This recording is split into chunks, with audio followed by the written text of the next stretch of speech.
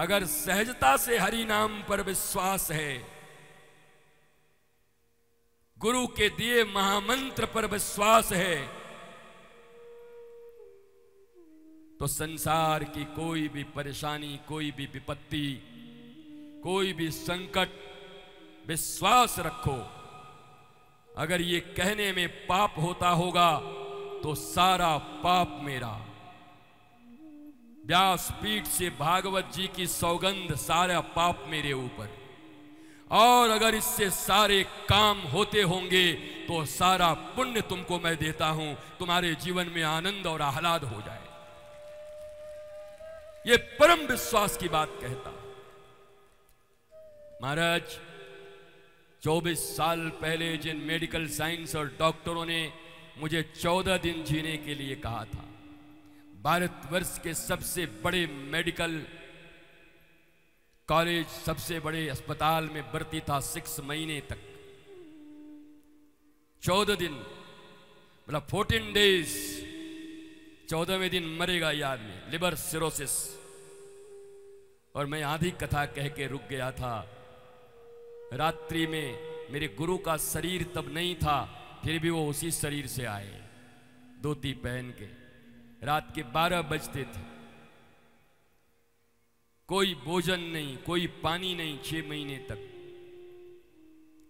गुरु आए। हाँ, एक नियम था जीवन में, गुरु भोग निकालते थे सुबह सुबह। पहला काम हमारे जीवन का है, अपने गुरु के लिए भोग निकालता हूँ। कुछ न हो तो हवा देता हूँ, कुछ न हो तो रेत देता हूँ, कुछ न हो तो फूल देता हूँ, कुछ न हो तो पत्ते देता हूँ, पर पहला कर्म अपने इष्ट और अपने गुरु के लिए करता हूँ उठते के साथ। महाराज जैसे ही 12 बजे रात्रि में आए और उन्होंने एक ही बात कही, गुरु भोग करता जा, मुझे भी देखना है मेडिकल साइंस में दम है या तेरे गुरु के दिए मंत्र में दम है। आज 24 साल हो गए, कोई रोग नहीं है, मस्ती से पूरी दुनिया में कथा करते हुए घूम रहा हूं। बोलो महाराज, बोलो कैसा गुरु मंत्र है।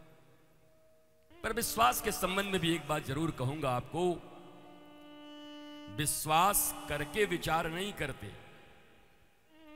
बल्कि विवेकानंद की तरह पहले पूरा विचार कर लो और समझ आ जाए, तब विश्वास के पथ पर बढ़ो। मैं नहीं कहता अंधेरे में विश्वास करो, विश्वास करके विचार किया तो सब बर्बाद। जितना विचार करना हो पहले कर लो, और एक बार विश्वास हो गया तो फिर राम से बड़ा राम का नाम दुनिया में कोई काट नहीं सकता। न हो तो मत करो। बीच बीच में पेंडुलम की तरह रहने की जरूरत नहीं है। अभी तुम्हारे कुछ कर्म बाकी हैं ढेकी में। अब वो ढेकी में बाकी होगा तुम्हारा मुंडी का कुटाई, तो मैं क्या करूंगा। अभी कई जगह जाओगे, कई जगह क्या होगा भगवान जाने। और यहीं बैठे बैठे आज 4थे दिन कृष्ण जन्म का आज त्योहार है, कृष्ण प्राकट्य का त्योहार है। समझ लो जीवन में सबसे बड़ा कृष्ण जन्म यही होगा कि आज से कृष्ण नाम पर तुम्हारा पूर्ण विश्वास हो जाएगा और जीवन की सारी समस्याओं से तुम मुक्त हो। इतना विश्वास करना है। 7 मनवंतरों की कथा आ गई। इधर मैं पी पा के महाराज गया हो तो समझिए, अमृत पी पा गए देवता लोग, और क्या होगा। राजा बलि के द्वार पर वामन भगवान आए। आकर के बोले, राजा बलि बोला कि भैया क्या करूं बताओ, घर बनवा दूं, स्कूल बनवा दूं, पाठशाला बनवा दूं, यूनिवर्सिटी बनवा दूं, महाराज विवाह शादी ना हो रहा है तो कन्या ले आऊं तुम्हारे लिए, बौनी तुम्हारे बराबर। बोला ये सब कुछ नहीं चाहिए। बोला फिर? बोला दान देना है तो मेरी अनुसार दे। क्या? बोला 3 पग भूमि दे। और ये बोला महाराज तुम्हारे इतने छोटे छोटे कदम हैं, खटिया भी नहीं बिछेगी 3 पग में। बोला पहले बेटा दे तो तब बताऊं, छोटा है कि बड़ा है, पहले दे। भगवान वामन बन के आए और फिर भगवान विराट बन करके 2 पग में 7 तल नीचे 7 तल ऊपर सबको माप दिया। बोला बोल तीसरा कहां रखो, तू तो 3 पग दिया है। बलि बोला कहां से लाऊं, सब तो माप दिए 2 ही में। पत्नी बगल में खड़ी थी, तुम मूर्ख ही रह जाओगे।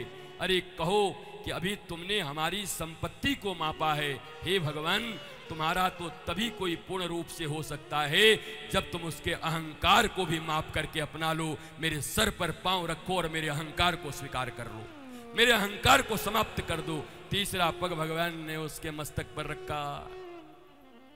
तुम्हारी संपत्ति कोई ले ले, भगवान या गुरु से कुछ बनने वाला नहीं है। ये खोपड़ी में जो है ना वो उनको दे दो। इसीलिए यह तन विष की बेलरी और गुरु अमृत की खान, और ये शीश दिए जो सदगुरु मिलया तो भी सस्ता जान। शीश दे दो। शीश में क्या है?